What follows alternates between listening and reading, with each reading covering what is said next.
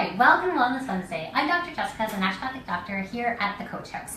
And as most of you probably know, November is actually Men's Health Month. So this edition of Wellness Wednesday, we're actually going to talk about the top 5 foods that men can add to their diets to help with their overall health and especially prostate health.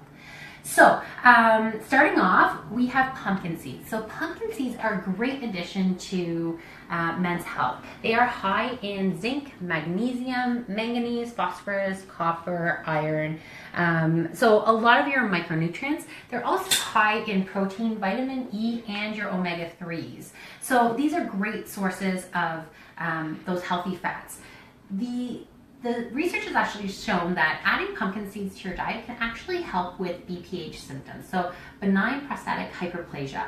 So this is a great thing to add if you do have any kind of prostate issues. And it's also been shown, the zinc content has been shown to help improve testosterone levels. So giving you that energy boost and improving fertility, sperm count, all of that. So zinc is really important for that. So this will help that out.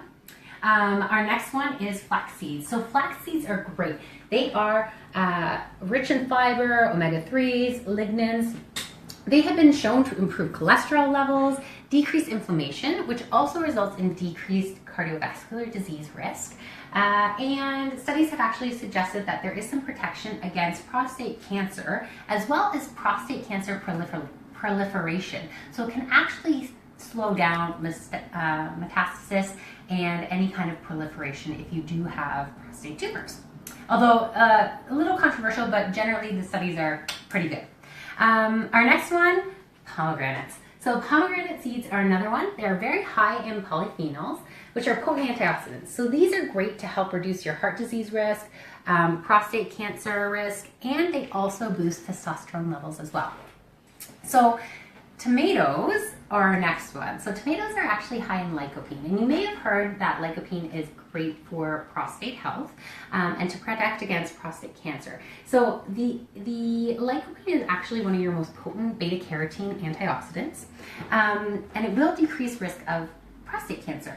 The interesting thing is you're actually better off getting cooked tomatoes. So the lycopene, when tomatoes are cooked, it actually releases the lycopene. So raw tomatoes are great, but if you're looking for lycopene content, you're actually going to want to go with a cooked tomato. So something in a sauce or any kind of like a stewed, anything like that will do the job.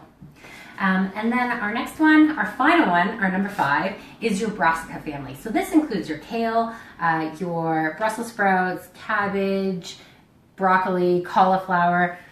These are high in vitamins, minerals, antioxidants, and they also contain some of those anti-cancer nutrients that decrease inflammation, decrease cholesterol, and improve heart disease risk, or decrease that heart disease risk.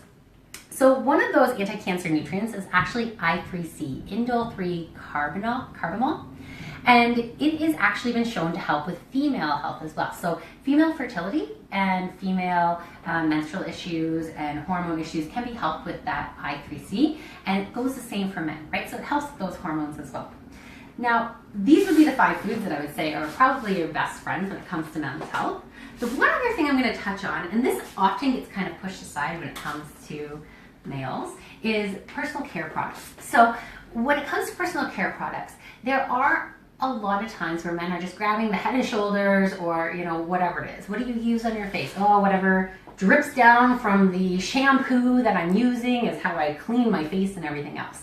And generally those off-the-shelf quick things are really high in chemicals, which can be endocrine disruptors and xenoestrogens. So when it comes to xenoestrogens, we hear a lot about how it's disrupting female hormones, and it's a synthetic estrogen, but it will have that same effect on men's health and men's hormones. So there is some really interesting research that shows that in animal studies, these xenoestrogens are affecting testosterone, and they're affecting male reproduction and even some feminization. So you can actually see fish or frogs that would normally be males being turned into females because of the xenoestrogen content. And this isn't something, most men are not like, oh, what am I going to put on my face? What moisturizer should I use?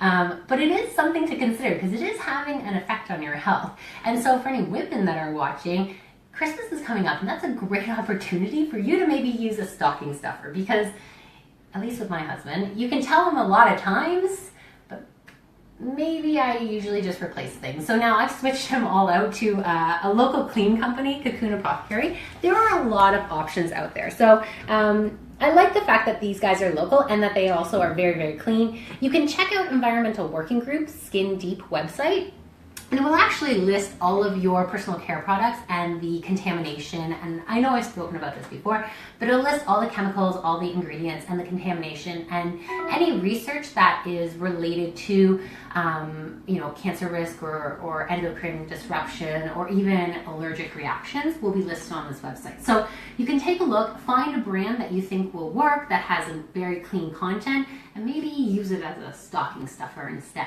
So you do want to, just like females, we want to clear that out. And again, like I know the average person probably puts on, I think it's over 100 different chemicals every single day just in their morning routine alone between the personal care products that they're using.